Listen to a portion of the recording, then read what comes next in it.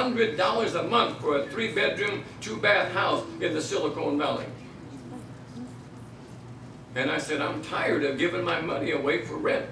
Now, if you folks want to stay here, I'll do my best to try to get somebody that will keep you together and feed you spiritually. But I don't feel like I want to go this direction anymore. I'm gonna move to Las Vegas. I've made up my mind. God hasn't put no blocks there. I'm gonna go to Las Vegas. You're welcome to come if you want to, but you don't have to.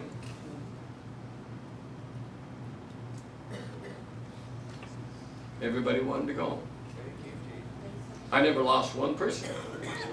Not one. Everybody went. Everybody's got their own home now.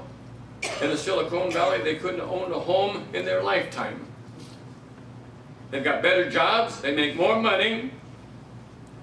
The utilities and whatever, the rent and everything in Las Vegas is cheaper than it is anywhere in California. Now, we have to put up with a little heat over there. How many went to Vegas this last meeting? Did you like the sunshine over there and the heat? Did you? Well, it doesn't bother me anymore now. I've been there for 10 years. I'm out there washing my car when it's 118, 120, and it doesn't bother me anymore. Now, he was there when it was like about 106, and he couldn't hardly stand it. Bothered me. But I come over here, and the humidity coming out of a restaurant about kills me. So you get used to it. God put me there. He opened the door for me to be there. Now, if he closes the door like he did in California, I don't have a problem with moving on. But I'm going to be there until God tells me to go somewhere else. Yes. I'm going to be obedient to the Lord. Yes. And I want to create or recreate a church just like there was in the book of Acts. And for that to happen, we're going to have to be led by the Spirit of God more than we've ever been led by the Spirit of God. Everything that you do is going to have to be prayed about before you do it. Whether you buy a home, whether you change jobs, no matter what you do. Pray about it before you do it. Be sure that God's in it. And if it's something you really want, really pray and make sure that God's in it. Make sure that the Lord is in it. And you know what? Everything that happens to us in life, everything, remember this, everything that happens to us in life, it's in the plan of God for it to be that way. And I can't tell you how many times I have been hurt in my years in serving God.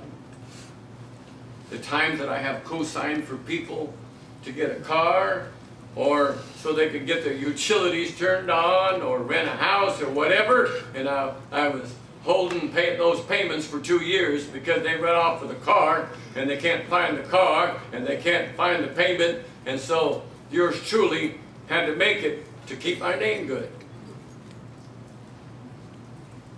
But you know what? The same thing might happen to me if I'd have been in the world all these years.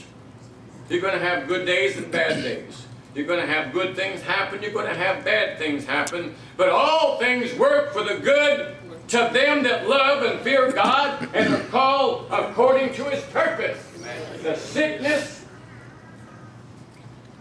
the discontent, the loss of people,